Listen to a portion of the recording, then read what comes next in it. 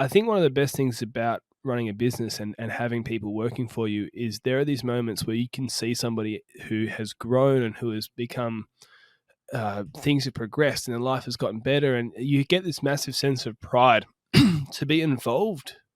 Like, is there a person who every time you see them, you just feel this great sense of achievement for them and pride in yourself for like, yeah, I was a small part of that, right? Yeah. Oh, look, there's this. I've got a number of wonderful staff. The people who started on the basic level are now making treble what they made when they started. Just fantastic people. We do tend to hire from within.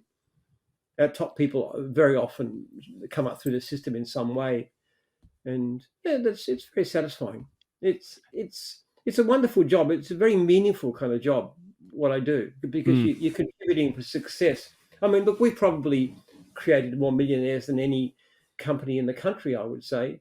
But the stories that actually rank the most is like when I was ringing one of my 10-year veterans. I try and ring people on anniversaries if I can get through them. Um, and he told me, I asked how he got into the business, and he said he was working for he was a manager in a supermarket, but Yeah. very long hours. He would leave early and come back late. And one Yes. day he was just about to leave, and his little 4-year-old son said to me, "Daddy, I wish you could have breakfast with us." Just that one Right. statement. And he Yeah. said he drove to work and the tears were streaming down his face. And then he quit his job, bought a lawn mowing franchise, and he's seen his son. He's Yeah. always been out to have breakfast with his son and he's seen that little boy grow up into a 14-year-old. I said, "You ever thank him for that?" And he said, "Every day." Now, to me, Yeah. in a way, that's probably a lot more meaningful than somebody who's turning over $1 million a year Oh, because yeah. there's no what can you buy? You can't buy that. Seeing Yeah. your children. And fathers are often so busy these days. And also you have mothers who've got children and it's Yeah. difficult. And you run something like a cleaning or a dog wash business where you can be with your child when they're sick or you can pick them up from school. Those kinds of lifestyle thing to me is actually probably more meaningful than simply wealth creation and such. We love the people who make a lot of money. They're great stories and they're great speakers and they're very inspiring. Yeah. But in reality, there's a saying that goes, "No other success can compensate for failure in the home," and that to me is probably the most meaningful thing of all. Yeah. And I think that's what is the main attraction to becoming independent or franchise lawnmower and Yes, contractor.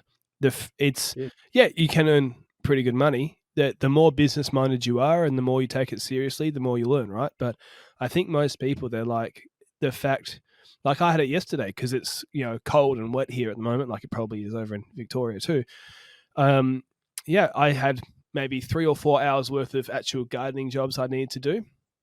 And so I'm not starting in the morning when it's cold, and I've got a family here, and the kids didn't have any. My kids are very young, so I didn't. They're not at school age yet, so you can just spend a little bit of family time, and then I'd much prefer to be working, and this is how I work. And I think a lot of small business owners are like this. Have your moments when the kids are around.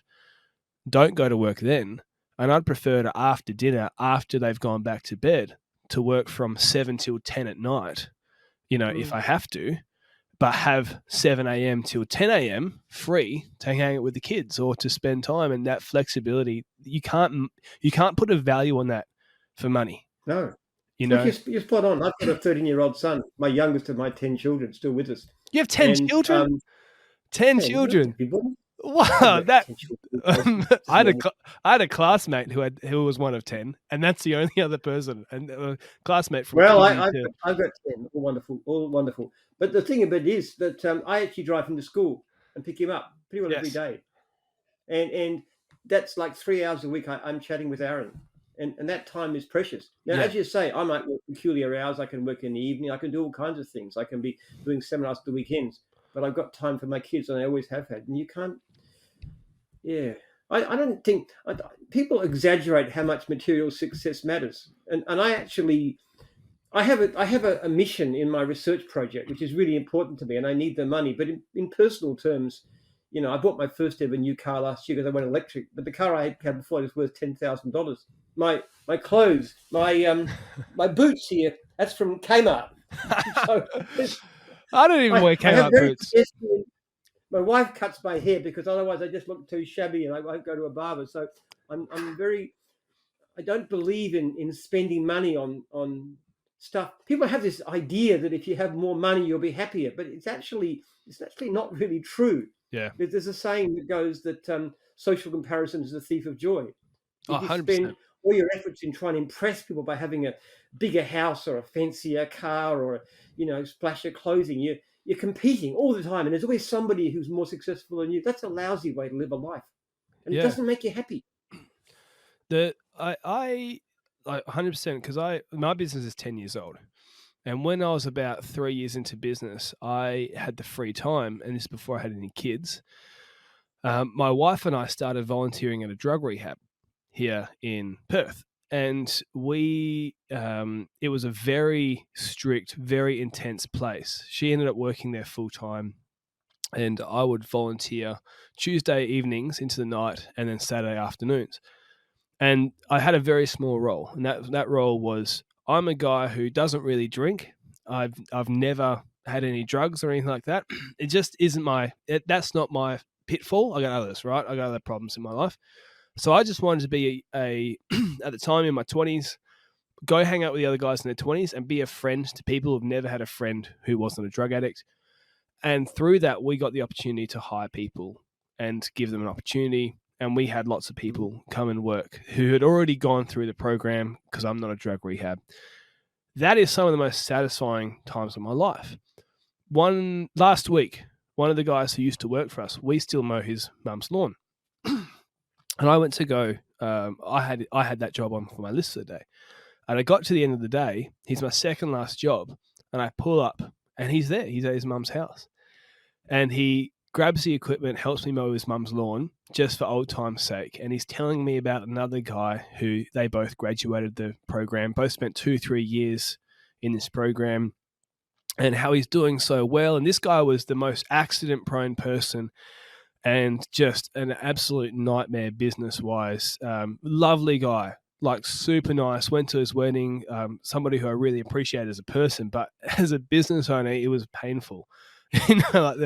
He probably broke. I'm not exaggerating. Maybe $3,000 or $4,000 worth of stuff just from being careless. Right? He broke $1,500 worth of stuff in one hit accidentally. But so it was a painful ride, but the satisfaction of hearing this guy say, "Hey, man, that guy, he's doing really well. It's been like almost 2 years since he worked for us, and he's having a kid in like 2 weeks and all that sort of stuff." And at the time, I was a solo. When I first started doing the rehab or volunteering at this rehab, I was just a solo guy. But I had the time, and because I didn't have any kids, that's what I did. I volunteered 2 afternoons a week. That's some of the best stuff I've ever done, and I didn't get Mm. paid, and nothing ever came of it financially for me. But there is no way going back then I would say I'd be better off working an extra 4 hours a week or whatever it Mm. was, or 5 hours a week, or whatever time it took me each week I was volunteering. It's just there's no comparison, and we did that for 5 years until we had kids.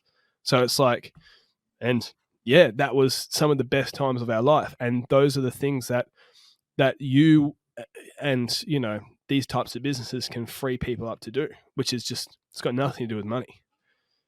Yeah. One of my friends who's in Adelaide, I was talking to. One of the things he likes to do, he likes to work with the homeless. Yeah, And he's got a business. He's a mowing guy. He works like 3 days a week. He makes enough money for himself, and he spends his time working with the homeless. And he says nobody talks to them. Nobody listens to what they want.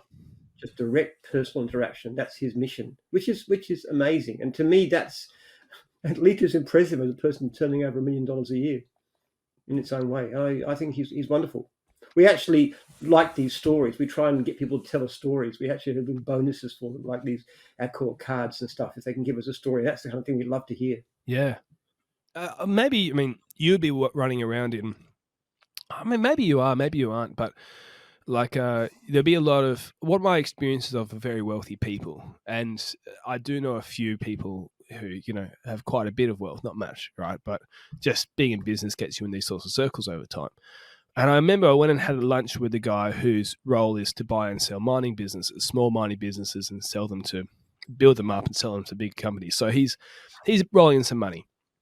We have lunch in this very wealthy area in Perth, and we're just talking about business. And we leave and we're walking out, And he goes, "Oh, I just want to walk this little detour. Do you mind?" It's like, "No worries." So we walk this little detour, and he walks past this homeless guy, and he just starts chatting with him. He's like, I can't remember his name. Yeah, it shows you how good I am at this.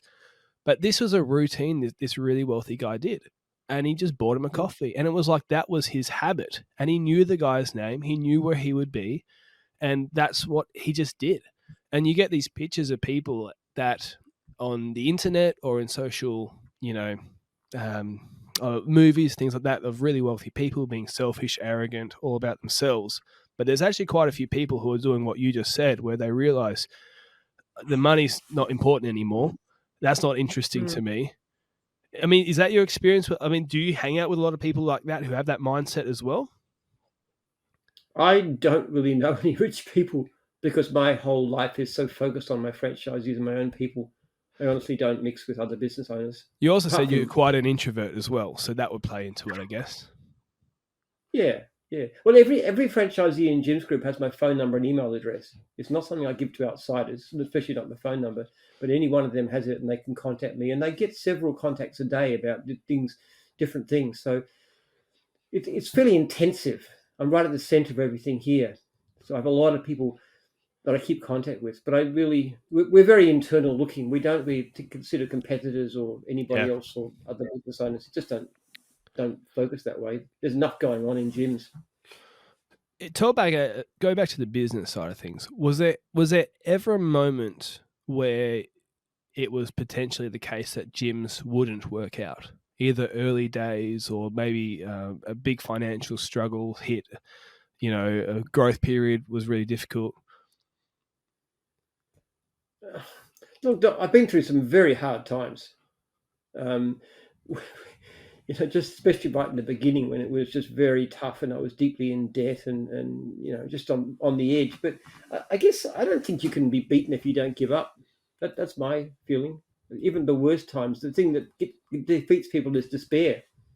And fundamentally, if you've got a good business, which we always did, and it's a great industry, you make mistakes, but you just can't be defeated. You just keep on going. And one thing about me, I'm very resilient. My wife says, "Well, those plastic things with the weight in the bottom, you knock them over and they just spring back on a bit like Yeah, that." yeah, yeah. Because no matter what happens, things go wrong. And I've made some terrible mistakes over the last year. But gee, if I go back a year and undo some of the things that went wrong, I'd be so much better off. But the way I look at it, hey, I've learned some really, really good lessons. And I'm so much more knowledgeable about how to run a business now than I was 12 months ago. And in another 12 months, I'll probably say the same thing again. So you just keep on learning. And every time you make a mistake and something goes wrong, you think, okay, what did I do wrong? Okay, I'm going to improve that. I'm going to get better. This is positive. And, you know, as a Christian, you thank God for everything. It's just that attitude of gratitude that we have. It's part of our culture. We're Yeah. always appreciative. I love my wife. I appreciate my children. I love my franchisees, my staff. They're just great people. And so Well, I'm appreciative. hey, if you love the podcast, jump on our Patreon. It's the Patreon to keep this podcast going. The link is in the YouTube description.